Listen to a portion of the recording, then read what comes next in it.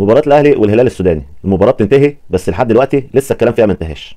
مشاكل كتير وشكاوى كتير بعد مباراة الاهلي والهلال السوداني. النادي الاهلي بيقدم كمية شكاوى لا حصر لها بعد مباراة الهلال السوداني. طب ايه اللي حصل في السودان عشان نقدم شكاوى؟ مباراة كانت بدون جمهور، وعلى حد كلام مسؤول نادي الهلال السوداني ان كان الاهلي بيتعامل احسن معاملة، والحد بين الشوطين كان بكلام النادي الاهلي ان المعامله جميله جدا. بعد انتهاء المباراه بهدف للهلال السوداني تطلع مشاكل كتير، والاهلي ده بيشتكوا مرتضى منصور. طب مرتضى منصور ماله مال مباراه الهلال؟ بس شيكابالا لاعب قليل الادب. يا عم ده محمد الشناوي اللي عمل مشكله. لا لا لا، ده شيكابالا لاعب قليل الادب، محمد الشناوي ما يقصدش. شوبير يطلع ويقول شيكابالا قليل الادب ويقول على محمد الشناوي ما يقصدش. يا عم ينفع اللي الشوبير بيقوله ده؟ يقول لك لا لا، اصل خالد الغندور بيغلط في الاهلي، محمد الشناوي بيتخانق مع طبيب الهلال.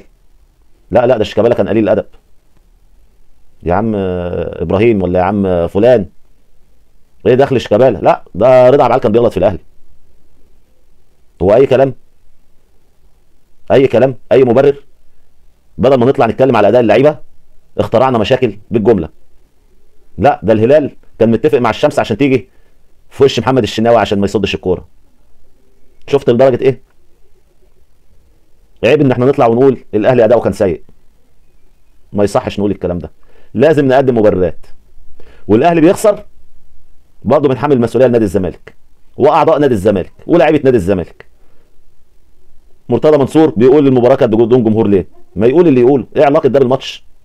ده شيكابالا قليل الادب. ايه علاقه شيكابالا بالماتش؟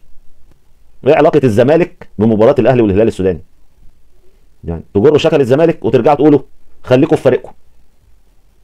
احنا في فريقنا. انت عندك مشاكل، بتتكلم ليه على قيد الزمالك وبتتكلم ليه مرتضى منصور ايه المشكله اللي حصلت في السودان؟ مباراه وخلصت.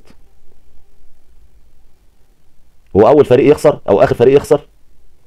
ده من اول ماتش وابتدينا المشاكل.